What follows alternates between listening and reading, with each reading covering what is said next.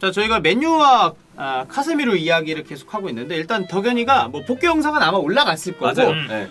축구 영상 복귀는 처음이거든요. 어떻게 좀 입을 털만한 준비가 되어 있나요? 소스라던가? 좀 어색하네요. 특히나 스페인을 다녀왔기 때문에 카세미로 사과를 어떻게 보면 그러니까. 현지에서 직접 보고 들은 게 있을 거 아닙니까? 현재 난리가 났습니다 지금. 예. 카세미가 지금 맨유로 가느냐? 스페인 전역이 흥분의 도가니 뭐 이런 건가요? 깜짝이야. 정인 영화 있네. 웃고 있죠? 예? 아니 그냥 이제 오랜만에 축구 영상에 재밌어가지고. 예. 덕현이 형 이스타 처음 나왔을 때 그 영상 보는 것 같아요. 아, 그래요? 엄청 네. 긴장하셨어. 아 근데 오늘 옷이 이렇게 비슷하지? 커플룩이네요. 예. 복귀 환영 영상은 좀 이따 다시 찍기로 하겠습니다. 네, 알겠습니다. 아니, 그거 이미 올라간 거 아닌가요 영상? 그건 올라가 있죠. 네, 올라가 있어요. 네. 카세미로가 지금 뭐 맨체스터 유나이티드 간다고 네. 제가 잠깐 소식을 닫고 살다가 네. 이제 오늘 알았습니다. 회사 오니까 맨유 뭐 행 얘기가 있더라고요. 안 돼요. 그러니까 생각보다 스페인 현지에서는 그런 기사를 못 봤대. 사실 근데 그럴 수밖에 없는 게 아마 비행기에 있는 동안 모든 일이 진행이 됐을 거예요. 아 그쵸. 근데 이게 막판에 좀 급속 맞아, 이렇게 맞아, 맞아, 빠바박 맞아. 됐다. 맨 처음에 나왔을 때는 뭔 개소리야. 그래, 나도 그랬어. 그냥 가볍게 넘어갈 얘기가 아닌가 했는데 비행기에 계신 동안에 그런 일이 있었던 거죠. 자, 일단은 그러면은 카세미루가 맨유에 온다면 어떤 점을 맨유에게 좀 줄 수 있는지 이런 거를 좀 이야기를 할 건데 일단 이 선수는 경험이라는 것이 클럽이든 대표팀이든 엄청나게 대단한 선수는 그리고 맞습니다. 단순히 그 경험이라는 게 이게 그런 선수 경험을 했다가 아니야. 이 선수는 그냥 거의. 많이 뛰었어. 경기를 많이 뛰고 나이가 많아? 되게 막 레전드야. 음. 근데 트로피는 또 의외로 없을 수도 있어요. 근데 이 카세미루는 경험도 많은데 여기에 트로피가 부가적으로 왔다는 게 제일 중요하지 않나. 맞아요. 특히나 코파 같은 데에서는 주장완장 달고 막 경기 뛰고 이랬으니까. 라리가 우승 3번, 코파델레 우승 1번, 뭐 레알이 코파델레는 좀 인연이 없었으니까 스페르코파 우승 3번, 챔피언스리그 우승 5번. 챔피언스리그 우승 5번 이게 말이 되냐? 그러니까 여기 3연패까지 포함이 되는 거잖아요. 맞아요. 네. 어렸을 때 와가지고. 맞아요. 2013-14 시즌 때부터 이제 챔피언스리그 우승이 포함이 된 거고 슈퍼컵 우승 3번, 클럽 월드컵 우승 3번, 코파 아메리카 우승 1번. 그러니까 이 선수는 일단 우승 경험만으로 맨유 라커룸에 안겨다 줄 수 있는 위닝 멘탈리티가 있는 선수입니다. 저는 그렇게 생각을 해요. 이게 왜 도움이 될 거냐면 당장 리그 우승에 도전하는 건 아무래도 맨시티, 리버풀이 있기 때문에 쉽지는 않을 거예요. 그러면은 FA컵이나 리그컵이나 뭐 유로파가 될 수 있겠고 그런 대회에서라도 트로피를 들어올리면은 저는 그게 추후에 리그 우승하는 데 있어서도 도움이 될 거라고 생각을 하거든요. 그쵸. 그런 면에서는 우승 경험이 이 선수가 있고 멘탈을 부여잡을 수 있는 선수가 있고 결승전에서 어떻게 해야지 이길 수 있는 선수가 있는데 이 선수가 온다라는 거는 뭐 팀 분위기라던가 라커룸에서의 경기 말고 경기는 일주일에 한 번 정도 있으니까 남은 6일도 훈련하고 이러잖아요. 그때 동안에 분위기를 잡아줄 수 있는 역할도 해줄 수 있지 않을까. 그렇죠. 아스날만 경우 봐도 제주스 진첸코가 오면서 트로피를 많이 들었던 두 선수가 오면서 위닝 멘탈리티가 올라갈 거라고 기대를 많이 하고 있듯이 카세미로도 비슷한 효과가 있을 것 같고요. 결정적으로 맨유가 지금 라커룸 리더가 사실 없다고 좀 봐야 되는데 얼마 전까지 팀 주장이었던 맥과이어도 사실 뭐 리더십이 좀 부족하다 이런 얘기들이 있었고 다양한 좀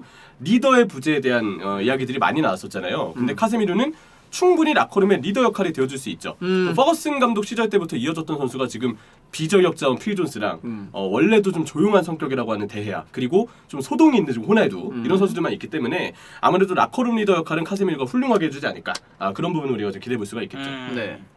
그리고 뭐 전술적이라던가 수비적 확실히 그 정보의 양이 많이 좀 부족해졌군요. 아니요 다 알고 있습니다. 예, 다 예, 알고 예, 있어요. 예, 대야 예. 포기의 마지막 유산 아니겠습니까? 네, 맞죠, 네. 맞죠. 예. 많이 덕분에- 했던 아니, 얘기예요. 네. 쑥스러워하셔서 그래요. 쑥스러움이 많아지셔가지고. 네, 진행하시죠. 네. 자, 전술적으로 봤을 때는 아무래도 이 선수가 수비형 미드필더니까 수비적으로 이 선수만큼 원볼런치로 나서서 풋백 넓은 공간을 커버할 수 있는 선수가 없어요, 사실. 맞아요. 왜냐하면 터나 감독의 팀은 사실 아약스에서도 비슷한 평가를 받았는데 공수 전환 과정이 몇 안 되는 약점 중에 하나로 지적을 받았습니다. 왜냐하면 빌드업을 할 때 풀백을 안쪽으로 좁히고 중미는 이렇게 막 박스 하프 스페이스로 올라가고 이런 게 되게 복잡하잖아요. 그렇죠. 선수들도 어쨌든 기계적으로 전술에 따라서 움직여야 되는 게 맞고 그러면 위치 변화가 상당히 많아지는데 수비는 자기가 있었던 위치 그대로 들어와서 원래 구상했던 전형을 빠르게 갖춰놔야 되기 때문에 아무래도 위치 변화가 많은 공격 전술을 쓸수록 공수 전환 과정은 약점으로 지적받을 수밖에 없습니다. 사실 이거는 펩 가르디올라의 맨시티도 토트넘 만날 때마다 항상 지적받는 문제점이기도 해요. 그치. 그런 부분이 약점이 된다 이런 얘기를 하는데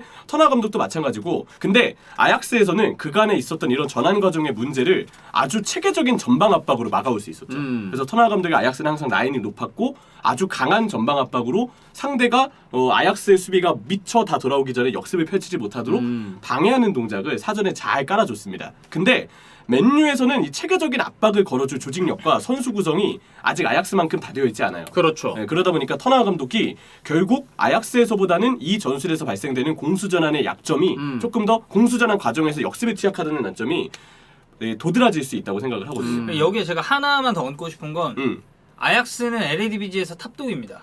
여기는 항상 우승권 경쟁을 하고 보통 상대하는 팀들이 본인들보다 전력상으로 좀 약한 팀들 많이 그쵸. 만나거든요. 그러면 자연스럽게 라인이 올라간다고 하더라도 이 팀들도 라인이 내려가 있기 때문에 크게 상관이 없는데 맨유가 지금 프리미어리그 전체 구단 내에서 완전 탑독의 위치라고 할 수 있느냐라고 물어봤을 때는 아약스에 비해 좀 애매하거든요. 그렇죠. 많이 맨유 애매하죠 상대로 사실. 라인 올리면서 때려 사실 브렌트포드 같은 경우도 1라운드, 2라운드 다 그랬다고 봐야 너무 돼요 그렇잖아요. 사실. 이제 그런 걸 고려해 봤을 때는 그렇기 때문에 카세미로가 해줘야 되는 역할이 더 중요하다는 얘기죠. 그렇죠.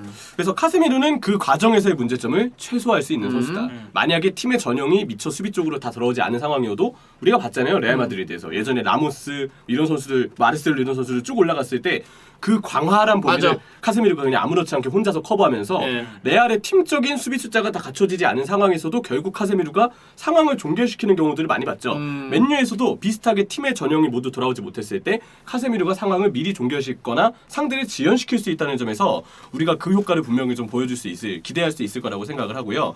게다가 터너 감독의 맨유는 제 생각인데 1, 2라운드 때 너무 큰 패배들로 인해서 아마 당분간은 결과를 내고자 후방 빌드업과 공격의 비중을 좀 줄이지 않을까 싶어요. 그러니까 터나 감독이 일정 부분 자신의 철학을 내려놓고 포기하는 거죠, 어느 일단 정도. 예. 팀을 수습하는 게 우선이기 때문에 현재 선수의 구성으로 내 전술을 100% 구현하는 건 어렵고 그렇기 때문에 약간 수비적으로 약간 무게를 좀 더 두거나 아니면 빌드업을 하긴 하겠죠. 빌드업은 뭐 당연히 생략할 수 없는 과정이니까. 근데 후방 빌드업의 공격 전개시 비중을 약간 줄이는 방향으로 저는 전술의 변화를 줄 가능성도 있다고 봐요. 그렇다면 일단 수비를 단단히 하는 비중을 늘리는 경기가 많이 늘면 늘수록 그만큼 카세미르의 중요성은 더 대두가 될 수밖에 없겠죠.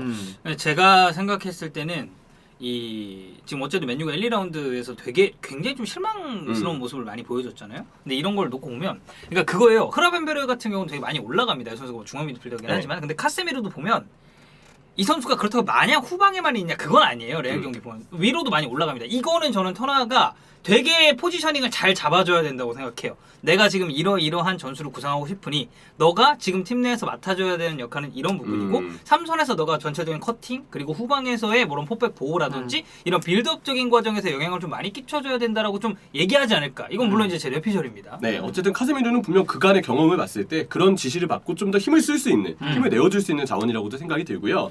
자, 근데 팀적으로 후방 빌드업이 카세미르가 온다면 과연 정말 엄청난 상승 효과를 일으킬 것인가? 이 부분을 이제 좀 따져봐야 됩니다. 제 생각인데 카세미르는 웬만한 미드필더보다는 분명 타락박과 롱패스는 꽤 좋은 편이에요. 그쵸. 물론 이제 그걸 또 장기로 하는 뭐 저 크로스, 모드리치 이런 선수들보다는 당연히 전개 능력은 차이가 좀 날 수밖에 없지만 그쪽에 특화되어 있는 선수는 아니지만 그래도 웬만큼의 미드필더들과 비교를 했을 때 타락박과 롱패스 능력을 분명 괜찮게 구사하는 정도라고 생각하면 될 것 같아요. 그래서 제 생각에는 카세미르가 선발이면 카세미르가 없을 때 뭐 대표적으로 프맥이 나왔을 때 이럴 때보다는 분명 팀의 전개가 일정 부분 나아질 수 있는 여지는 있다고 보거든요. 저는 냉정하게 그렇게 생각을 합니다. 품액이 나왔을 때는 거의 전개가 안 된다고 봐야 되거든요. 이게 지금 몇 시즌 때 계속 반복되는 그렇죠. 문제거든요. 맞아. 되게 많은 사람들이 이 3선의 품액이 나왔을 때 비슷한 류의 문제점을 계속 지적을 했기 때문에 맞아요. 여기 카세미르가 왔을 때 저는 확실하게 업그레이드는 될 수 있다고 봐요. 훨씬 더. 분명 이전에는 혼자의 어떤 한 사람에게서 뭔가 유의미한 전개가 안 나오는 게 답답했다고 한다면 카세미르가 나오면 적어도 카세미르의 발끝에서는 좀 더 괜찮은 전개들이 맞아요. 나오긴 할 거예요. 하지만 빌드업과 공격 전개는 어디까지나 팀의 영역입니다. 한 명으로만 극적인 변화를 확신할 수는 없고요. 당연히 카세미르가 있으면 그 위쪽으로의 연결고리 역할을 수행할 파트너 미드필더가 잘해주는 것도 중요하거든요. 레알에서는 뭐 두 선수가 있었고 맞아요. 그렇기 때문에 카세미르 이외에 당연히 이제 중앙 미드필더 보강은 더 맨유가 그래도 해야 되는 부분이 분명히 있고 또 하나는 결국 공격진 수비진의 보강도 여전히 스쿼드상의 문제로 남아있기 때문에 후방 빌드업 봤을 때 꼭 카세미르가 돌아온다고 해도 팀적으로 이쪽의 어떤 컨셉을 둔 보강을 절대 소홀히 해서는 안 된다. 카세미르 한 명만으로 팀을 일으켜 세우는 극적인 변화는 아무래도 기대하기 어렵다. 대신에 혼자가 잘해주는 어떤 좀 더 향상된 영향력을 우리가 기대해 볼 수 있을 거라고 생각을 하고요. 그리고 또 하나는 카세미로가 이제 레알에서 뛸 때 혼자서 원볼란치 빌드업을 잘 진행하진 않았어요. 주로 좌우 중미에 있는 크로스나 모드리치가 많이 내려왔죠. 내려와서 보조를 해줬고 대체적으로는 이제 토니 크루스가 좀 내려와서 압박도 좀 피하고 카세미로가 또 크로스에 대한 압박도 분산시켜주고 또 카세미로의 전개가 다소 아쉬울 때는 크로스가 도맡아서 이제 전개를 해주는 그런 그림들이 많이 그려졌는데 결국 카세미로도 맨유의 이제 수비형 미드필더로 섰을 때 옆에서 서줄 보조자의 관여가 중요할 수 있다고 생각을 해요. 근데 현재로서 그 보조자가 유력해 보이는 선수는 브라질 대표팀에서도 그랬듯이 프레드 선수가 그쵸. 아무래도 그 자리를 뛸 네. 것이 유력해 보이죠. 호흡을 또 맞췄으니까. 남미 예선에서도 두 선수가 호흡을 많이 맞췄고 우리와의 경기에서도 두 선수가 나왔었고. 그러면 결국 프레드가 향후 폼이 굉장히 중요해졌다.